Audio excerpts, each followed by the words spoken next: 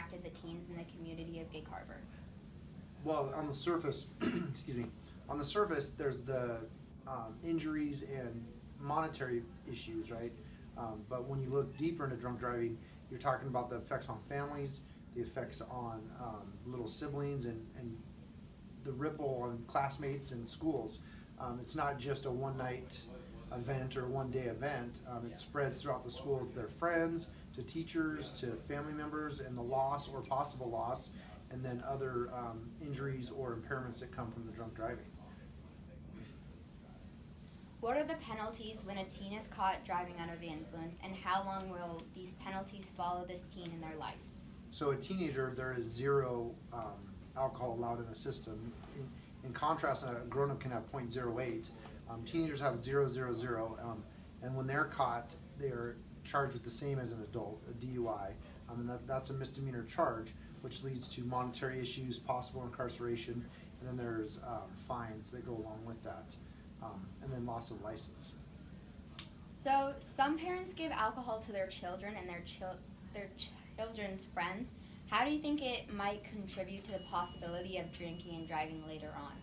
Well, it starts to blurring the rule, right? If a parent thinks it's okay to give a child alcohol, then that would give them the idea that it's probably okay to drive because mom and dad think it's okay for me to drink, so it must be okay for me to drink and drive. So it brings down the respect, I guess, for that particular rule or law, and a child might be more anxious or more eager to break that later as they get older. How do you think teenagers drinking outside of school hours, such as at parties, might impact a student during school hours? Ooh, that's a huge one, right? So obviously the easy ones, they could be hungover, tired, not as sharp the next day because of dehydration or whatever the effects of physically are. But then they could also possibly get reputations. There's videos, pictures that are taken during parties when kids are really drunk or really impaired, and then they have to deal with that stuff with their peers or their teachers or any of the other people that come in contact with them at school. So it affects all aspects of life.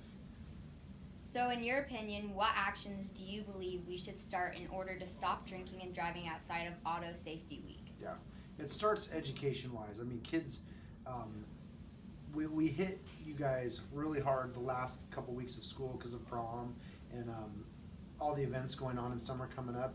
But we need to start more globally. It needs to be bigger, younger.